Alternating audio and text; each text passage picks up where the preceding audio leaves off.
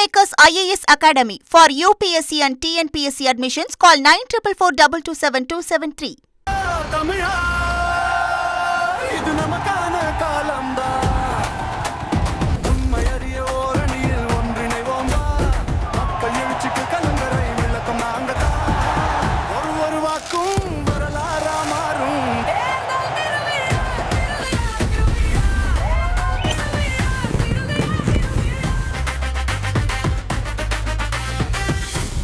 கடந்த 2021 சட்டப்பேரவைத் தேர்தலில் திமுக அதிமுகவிடம் பறி கொடுத்த வேப்பனஹள்ளி தொகுதி நிலவரம் என்ன, அங்க இருக்கக்கூடிய மக்களோட எதிர்பார்ப்புகள் என்னன்னு விரிவா பார்க்கலாம்.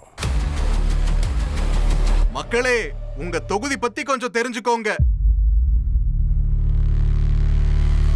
கிருஷ்ணகிரி மாவட்டத்துல வேப்பனஹள்ளி, சூளகிரி, உத்தனப்பள்ளி, ராயக்கோட்டை உள்ளிட்ட பகுதிகளை உள்ளடக்கின தொகுதி.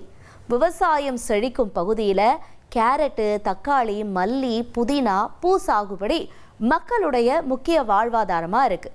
டாடா ஐஃபோன் உற்பத்தி நிறுவனம் உட்பட மின்னணு தொழில்நுட்ப நிறுவனங்கள் வளரும் தொகுதியாக இருக்குது. பிப்ரவரி 23 வாக்காளர் இறுதி பட்டியலில் தொகுதியில் 1,23,389 ஆண் வாக்காளர்களும் 1,20,449 பெண் வாக்காளர்களும் 37 மூன்றாம் பாலின வாக்காளர்கள்னு மொத்தமா 2,43,875 வாக்காளர்கள் இருக்காங்க. வேப்பனஹள்ளி சட்டப்பேரவை தொகுதி 2008 தொகுதி மறுசீரமைப்புல உருவாக்கப்பட்ட புது தொகுதியும் கூட. தொகுதியில நடந்த முதல் தேர்தலான 2011 தேர்தலையும் 2016 தேர்தலையும் திமுகவே ஜெயிச்சாங்க. 2021 தேர்தலில் தொகுதியை அதிமுக தட்டி பறிச்சிடுச்சு. கடந்த 2021 சட்டப்பேரவை தேர்தலில் திமுக சிட்டிங் எம்எல்ஏவாக இருந்த முருகனை களமிறக்கினாங்க. அவருக்கு எதிராக அதிமுக கட்சி துணை பொதுச் செயலாளராக இருக்க KP முனுசாமியை நிறுத்தினாங்க. தொகுதியில் இருவருக்கும் இடையே கடுமையான போட்டியும் நிலவுச்சு. இறுதியில் 94,104 வாக்குகளை வாங்கின KP முனுசாமி வெற்றியை வசமாக்கினார். அவருக்கு கடும் போட்டியை கொடுத்த திமுக முருகன் 91,050 வாக்குகளை பெற்று 3,054 வாக்குகள் வித்தியாசத்தில் தோற்றார். திமுக தொகுதியை அதிமுக கிட்ட பறி கொடுத்துச்சு. இப்ப தொகுதியில தேர்தல் பணிகள்ல அரசியல் கட்சிகள் தீவிரம் காட்டுற வேளையில வேப்பனஹள்ளி தொகுதி மக்களோட எதிர்பார்ப்புகள் என்னவா இருக்கும்னு கேட்போம்.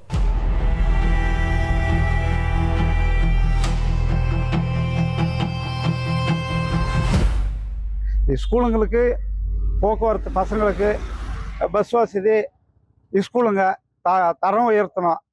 இதை மட்டும்தான் நாங்கள் எதிர்பார்க்குறோம்.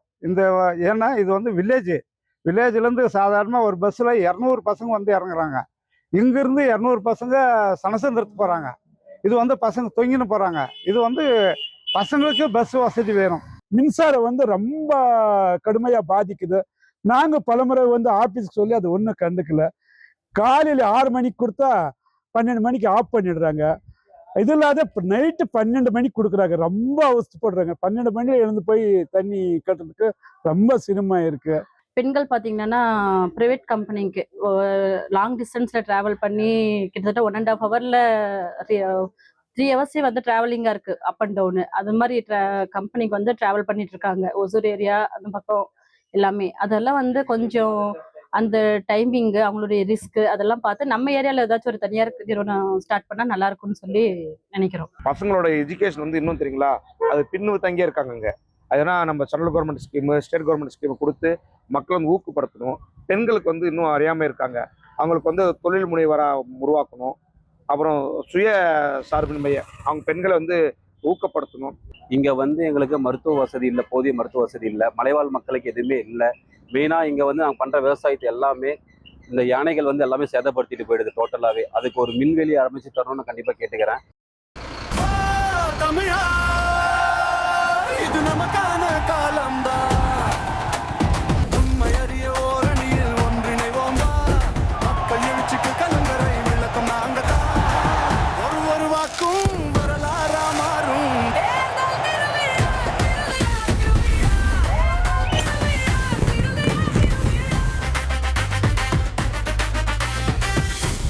Kingmakers IAS Academy for UPSC and TNPSC admissions. Call 9444227273.